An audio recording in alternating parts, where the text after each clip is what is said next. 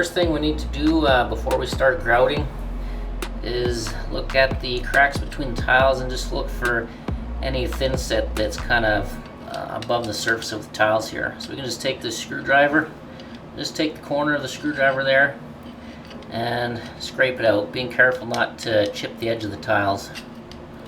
It's pretty easy.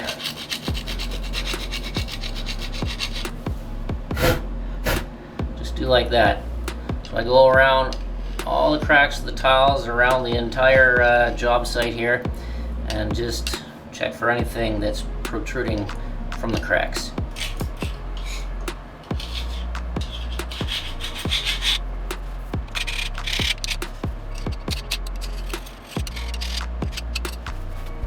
Once we've got all the thin set scraped out of the cracks here, we're gonna have to vacuum up all the dust that got all over the place here and any other sorts of bits of stuff. Basically, the cleaner this surface is, the better your grout job is going to be.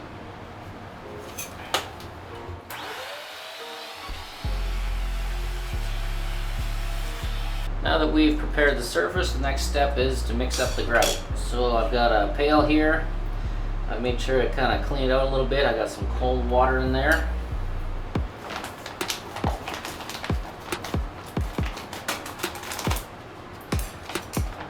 Pour a bit of grout in there.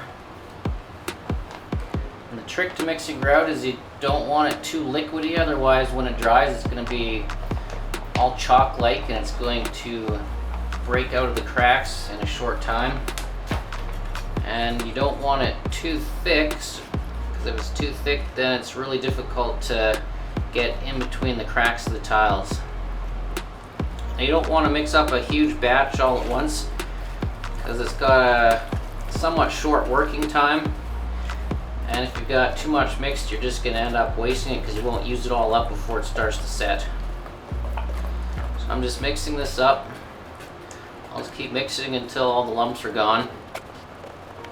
So you can see the consistency of this. That's pretty good. It's got some flow to it, just enough to get it in between the cracks nicely, and it's not so thin that your water ratio is too high, because if you've got too much water, once the water dries and leaves the compound, it's just going to be all full of pores. And if you don't mix enough when you start the job here, it's alright. Once you use it up, just mix another batch. Just be sure to make sure the consistency is about the same, because if you got more water or less water, it can change the color of the grout once it dries. I would call that the consistency of a good pudding. It's not as heavy as peanut butter, but it's pretty much chocolate pudding right there. This stuff is really easy to put on. You just get yourself a grout float. That's basically a rubber trowel. It's best just to start putting this on rather than trying to explain it. So I'll just dump some of that grout on there, just like that. This is going to get all over the tiles, so just dumping it on there is just totally fine. I'm going to take the grout float and I'm going to use it to compress the grout into the cracks. You don't do it like a stamping motion. You don't want to go too high of an angle like this, because you're just going to smear it off the surface like that without really working into the cracks. You basically want kind of like a 30 to 45 degree angle, brushing along the cracks here, and it's going to force it into the cracks. Just like that, and you just keep working it around. You watch for bubbles. Bubbles are a point where the grout starts to like rise up out of the crack. That means there's air trapped under there. So you just kind of poke that out, work some more grout in there, and keep moving. Now my goal here is to get the grout into the cracks thoroughly, and at the same time wipe as much of the grout off the surface of the tile so the cleanup is much easier in the end.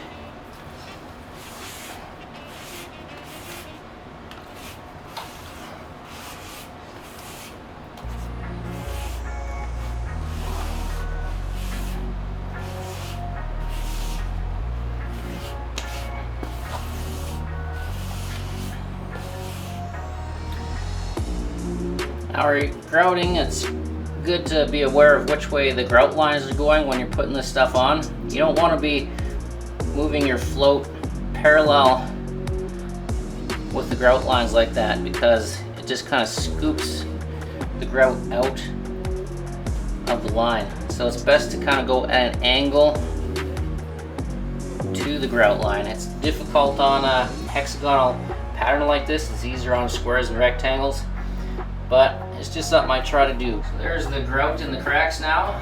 I'm just going to let that set for a little bit, and then I'm going to wash it off. Once this grout is set up enough, we can start cleaning it up. Now you want to wait until the grout is slightly firm, so that when you're washing the grout off, it doesn't actually wash the grout from the places where you actually want it. And you don't want it so firm that you can't wash it off at all. So a good test is just to find some grout that's sticking onto the surface there, and just kind of test it. Just press your finger into it. If you can mush it in really easy, then it's not quite ready.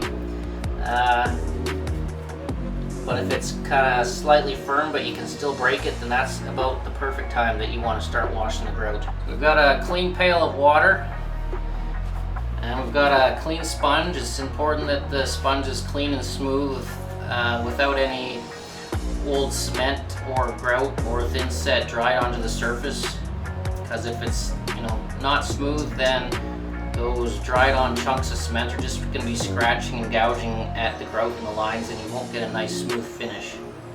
So we just soak the sponge.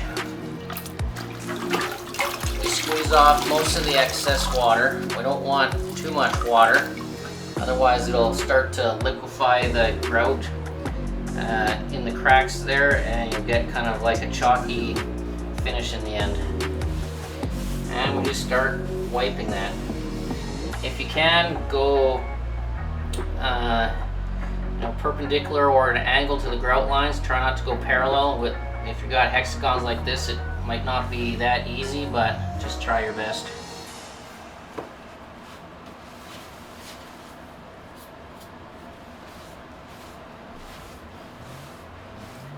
And as I'm washing this down, the other thing I'm doing is using the sponge to actually shape the grout in the lines to get that kind of nice recessed sort of finish.